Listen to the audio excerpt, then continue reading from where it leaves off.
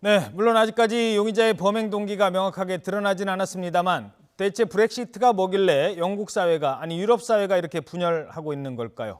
우리나라에는 어떤 영향을 미칠지 다양한 이슈 김방희 생활경제연구소장과 함께 짚어보겠습니다. 안녕하십니까? 네, 안녕하십니까? 브렉시트가 뭡니까? 2010년 10월 그러니까 봄부터 유럽의 재정위기가 시작됐고 그 한 서너 해 동안 그렉시트라는 말을 들어보셨을 겁니다. 그리스가 유럽 연합에서 탈퇴하느냐 마느냐 이 이슈를 그리스 엑시트의 약자로 그렉시트라고 했는데 여기 그리스 대신에 브리튼 영국만 집어넣은 겁니다. 영국이 유럽 연합에서 탈퇴하느냐 그런 상황을 브렉시트라고 부르는 겁니다. 예, 근데 이게 왜 중요한 거죠? 네. 어떤 문제가 있는 겁니까? 지금 그 브렉시트 영국이 유럽 연합에서 탈퇴하는 상황에 대해서 누구도 자신 있게 어떤 일이 벌어지리라고 얘기할 수 없습니다. 일부 언론에서 이런 표현까지 썼습니다.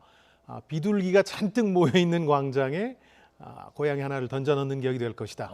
세계 금융시장과 그리고 세계 경제에 상당한 영향을 미칠 변수라고 보고 있는 거죠. 근데 처음부터 이게 중요한 변수는 아니었습니다. 왜냐하면 이게 지금 그 영국의 데빗 캐머런 총리가 정치적 승부수로 던진 국민 투표 아니었습니다. 부결될 걸 전제로 이제 부결될 걸 그렇습니다. 전제로. 그래서 큰 정치적 위협은 되지 않는다 이렇게 봤는데 지금 분위기는 어떻습니까? 지금 분위기는 완전히 반전됐는데요. 이유가 있습니다.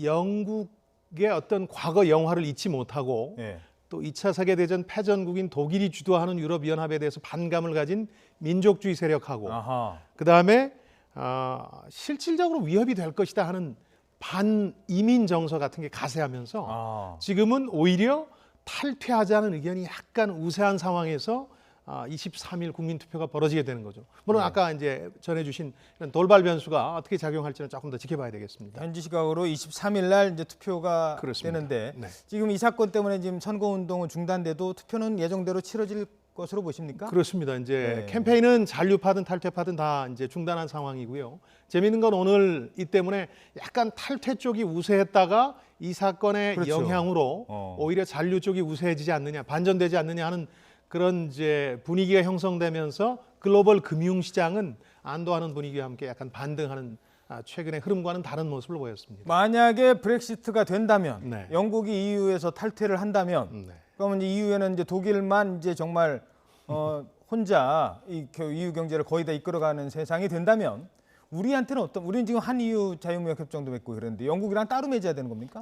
그렇습니다. 한국과 경제 협력 관계가 그렇게 영국이 크지는 않기 때문에 정부나 시장에서 우리가 위험에 노출되는 부분이 좀 적을 것이다 이렇게 안도는 하고 있습니다. 다만 우리는 대외 의존도가 상당히 높은 특히 금융시장의 경우에 의존도가 높은 경제를 가지고 있기 때문에 단기적인 금융 불안 상황에 이제 우리가 대처하는 게 상당히 중요해질 겁니다. 예를 들어서 영국의 파운드화가 폭락하는 것뿐만 아니라 장기적으로 보면 선진국으로 글로벌 투자 자금들이 돌아갈 거고 유턴할 거고요. 또 안전자산에 대한 인기가 다시 폭발할 겁니다. 달러화 같은 게 다시 급등할 테고요. 그러다 보면 우리 금융시장, 주식시장이라든가 외환시장에서 외국 자금이 빠져나가지 않겠느냐 이런 우려가 커지고 있는 거거든요.